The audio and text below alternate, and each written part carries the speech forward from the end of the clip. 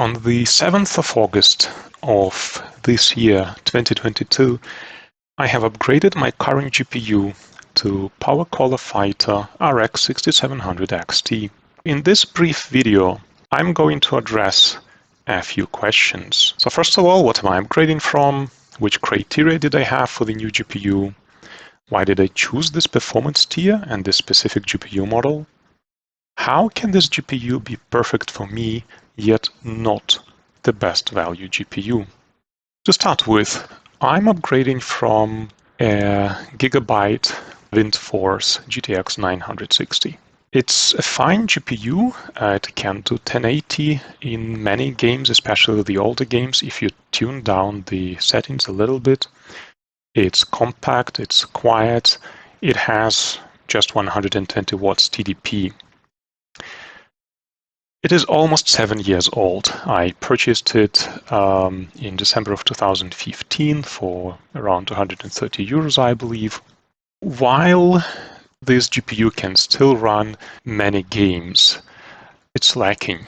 I have upgraded to a 1440p high refresh rate display a while ago, and GTX 960 just cannot pull this kind of a load at native resolution. On top of gaming that I don't actually do much, if you have ever used DaVinci Resolve video editing software, you would know that it actually can utilize GPU VRAM at least as a cache for decoded video frames.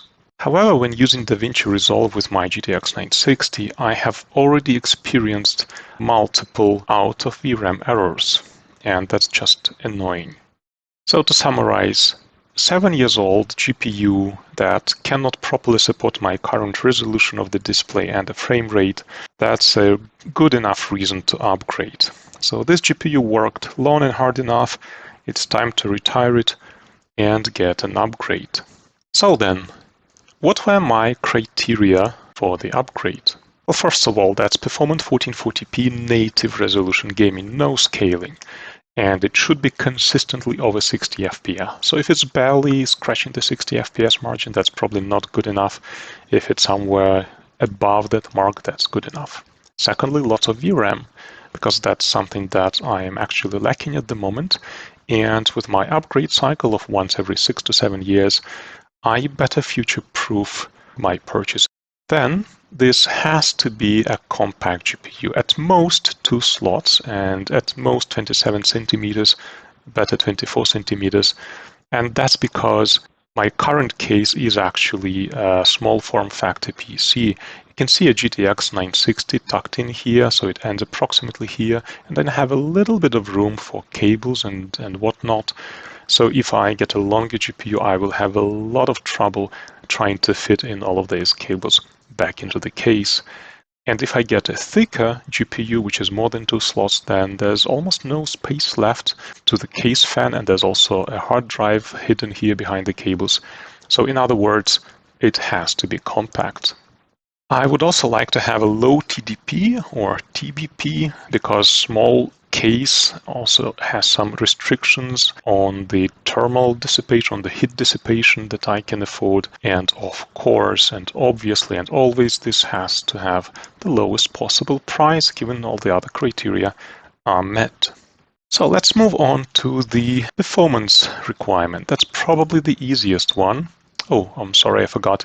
I do have a strong preference for new GPUs and current generation GPUs. I just don't like used ones, especially with the cryptocurrency mining background for many of the used GPUs. So the performance criterion is actually likely the easiest one. There are multiple online benchmarks available. So here I'm looking at the Tom's Hardware GPU hierarchy, specifically looking at 1440p ultra settings across 8 games on average. And I personally draw the line separating insufficient performance and reasonable performance just below the RTX 3060 Ti. One could argue that the previous generation RTX is good, and yes, it is, but that is a previous generation and probably mostly used, although some newer should be available, but I'm just not interested in that. And on top of that, those are actually surprisingly expensive at my location. All right, so that's the line, and above that, there are quite a few candidates, yeah, but they might be limited by some other arguments, so let's keep on looking for the next criterion, and that's lots of VRAM. Now, many people will say that, okay, 8 gigabytes is enough, and that's what most GPUs have at the moment. It's 8 gigabytes. Now, I found an article that is called How Much VRAM Do You Need? And they provide estimates for, let's say, low, medium, high settings or demands across different types of activity. If you look at gaming at 1440p, then actually 6-8 gigabytes is fine across the full range. The picture is different at 4K, but I'm not targeting 4K right now. However, if you look at video editing, motion design, you see that the medium setting is already going into the 8 to 16, 8 to 10, well, 6 to 8 for general video editing, gigabytes of VRAM range. And especially if you, for example, you see DaVinci Resolve, heavy GPU support mentioned here. So that's for medium already 8 to 16. And for high, that's already 16 and above. So looking at that and wanting to be future-proof, I have decided that 12 gigabytes is the lowest amount of RAM I should have in my GPU. Now, there's another interesting aspect here. This is the hardware unboxed benchmarking of RTX 3070 versus RX 6700 XT. And while RTX 3070 is on average a faster GPU, according to Hardware Unboxed, anywhere between 8 and 13% faster, especially at higher resolutions. In this specific case at 4K, you see that RX 6700 XT is way ahead of the faster RTX 3070. And the reason for that is just the VRAM, because RX 6700 XT has 12 gigabytes of it, while RTX 3070 has only 8. Now, to be fair, this is using high-definition textures in Far Cry 6, and that was a single game where this happened. But I believe that in the nearest future, the VRAM requirements of the games and of video editing software and other productivity software will keep increasing.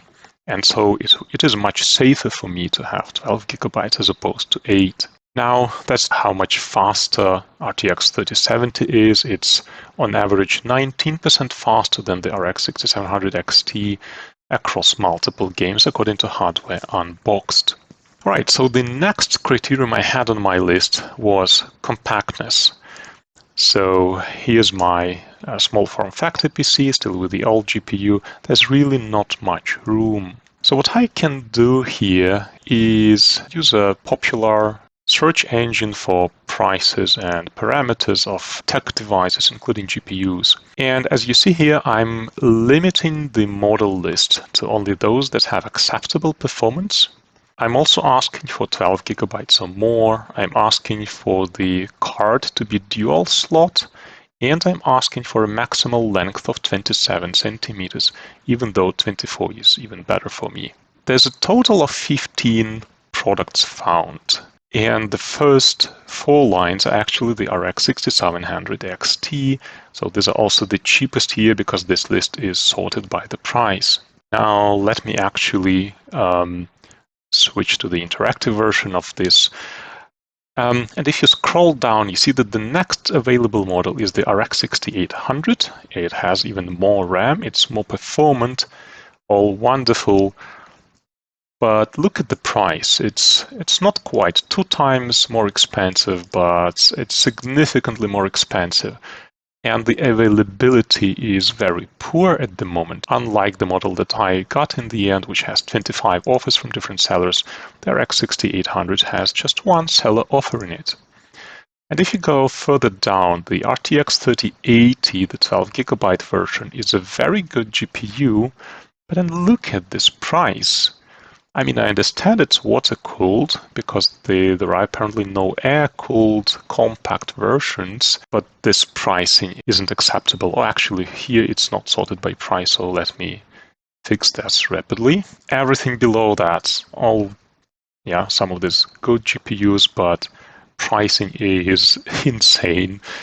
And yeah, I'm not willing to pay that much. So all of this narrows down the choice to this specific GPU, which has experienced quite a significant price decrease, especially in the past few months. But this price decrease did slow down, especially from June. There was a bit of a further step down in July and August, but then it kind of slowed down a bit. Why do I think that's not the best value yet?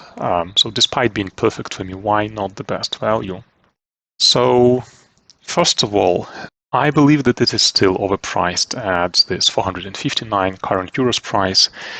I believe that it has the potential to decrease in price by another 50 euros by the end of this year, and probably by 100 euros a year from now. There are several reasons for that to be happening. Well, first of all, we are all closely following all the fresh GPU release rumors, both from AMD and Nvidia, and Intel is still in the game and potentially going to show something.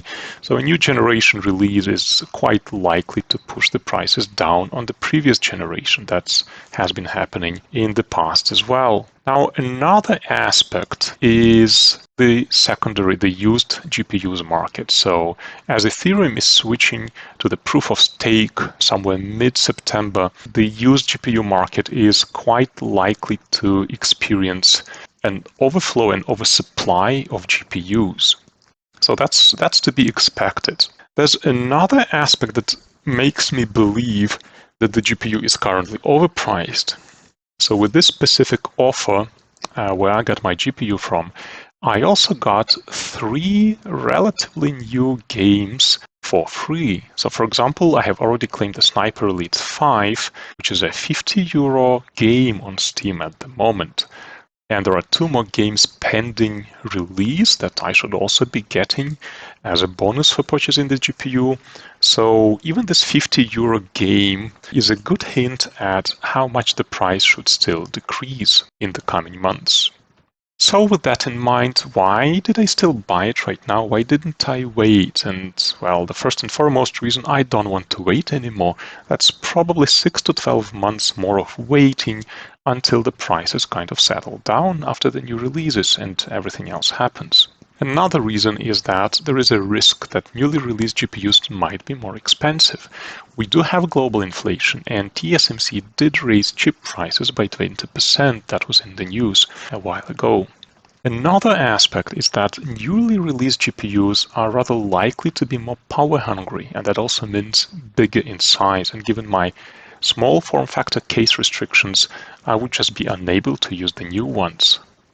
There's one more factor that you might laugh at me at because of mentioning even, but still Taiwan is a single point of failure for GPU production, and given the geopolitical situation, it's risky. There's a certain risk that GPU production could be disrupted within the next few months as well. But I hope it's a very small risk after all. So I'm actually happy with the choice that I made. You can see it's a very small GPU compared to a banana, like a real banana life scale. I accept the suboptimal nature of this purchase right now, that the price may go down. I'm perfectly fine with that. I have already started some undervolting of the GPU. I will slowly undervolt it progressively to decrease power consumption and heat generated during the workloads. I like that this new GPU is actually smaller than my previous GTX 960. It's shorter and slightly thinner by like 2 millimeters or so. I've already played a bit of GTA 5 on it with FreeSync enabled at 1440p resolution, and I got somewhere around 90 to 120 FPS, where 120 was the monitor's refresh rate that I have configured. So overall, I'm happy with this purchase. I believe that's a perfect GPU for me, and I'm looking to spend another probably 6 or 7 years with it. I hope you liked my analysis. I hope you liked my approach to picking a GPU. I have created a playlist related to all the benchmarks and thoughts around RX 6700 XT. I will make this playlist public. I will also link it from this video so that you can enjoy watching high quality videos from higher profile YouTubers. So overall, I hope you enjoyed this video. If so, give it a like, and until next time.